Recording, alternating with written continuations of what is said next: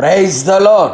సకల ఆశీర్వాదములకు కారణభూతుడైన యేసుక్రీస్తు ప్రభుల వారి అతి శ్రేష్టమైన నామములో మీరు అన్ని విషయములలో ఆశీర్వదించబడుదురు గాక. ఈ దినపు యేసయ్య జీవపు మాట. న్యాయాధిపతుల గ్రంథం 1వ అధ్యాయం 15వ వాక్య భాగము. దీవెన దయచేయుము.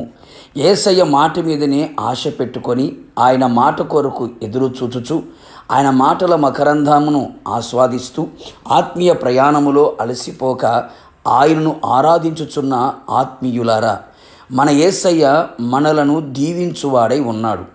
అన్ని విషయములలో దీవింప శక్తిగల దేవుడై ఉన్నాడు. దీవెనలతో తృప్తిపరిచే సర్వశక్తిగల దేవుడై ఉన్నాడు.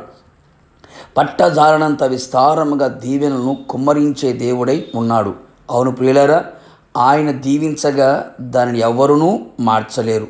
పరలోక సంబంధమైన దీవెన, ఆత్మ సంబంధమైన దీవెన, శరీర సంబంధమైన దీవెన, భూ సంబంధమైన దీవెనలు ధారాళముగా మన వ్యక్తిగత జీవితములలో, సంఘములలో, కుటుంబములలో అనుగ్రహించున్నట్లు ఆయన దీవెనలకు యోగ్యులుగాను అర్హులుగాను కనబడినట్లు మన జీవితములను మనము మలుచుకొనేదము, దీవించబడెదము.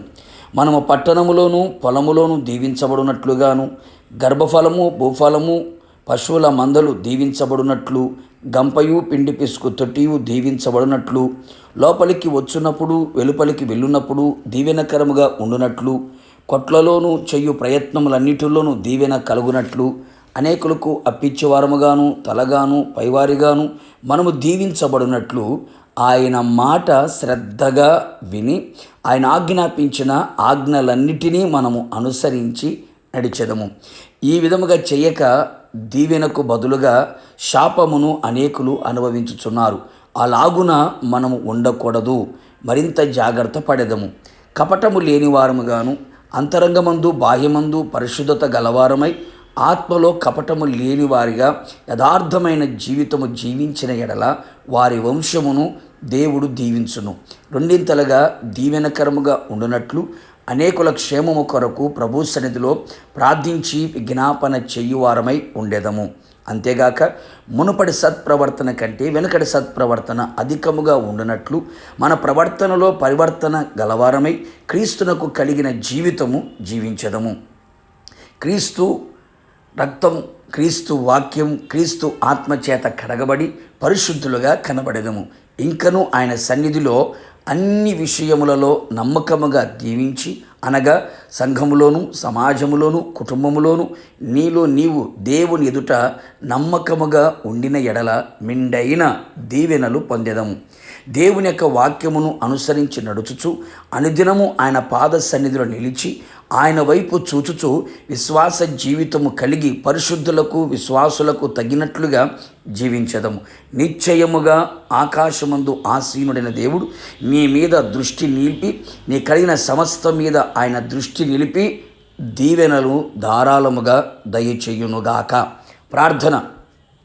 సకల ఆశీర్వాదములకు కారణభూతుడైన నా ప్రియ పరలోకపు తండ్రి, నీ పరిశుద్ధమైన పాదములకి స్తుతి స్తోత్రములు చెల్లించుచు ఉన్నాం. మరొకసారి మీ పాద సన్నిధికి చేరి మీరిచ్చే దీవెన కొరకు ఎదురు చూచుచు ఉన్నాం. మీరు మమ్మల్ని దీవించే తండ్రి ఉన్నారు ప్రభా, మీకు స్తోత్రాలు.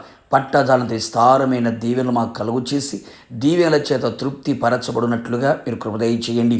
ఇది మొదలుకొని ప్రభువా, మీ సన్నిధిలో మీ మాట శ్రద్ధగా వినేవారిగాను, ఆజ్ఞలు అనుసరించి నడిచేవారముగాను, మీ సన్నిధిలో యథార్థముగా ప్రవర్తించేవారముగాను, వాక్యము ఉపదేశము కలిగిన వారమై నీ సన్నిధిలో నమ్మకమైన జీవితము జీవించున్నట్లుగా కృప దయచేసి దీవెనలతో నింపి మీరు ఆకడకు సిద్ధపరచమని యేసు నామములో అడిగి పొందుకొని ఉన్నాము తండ్రి.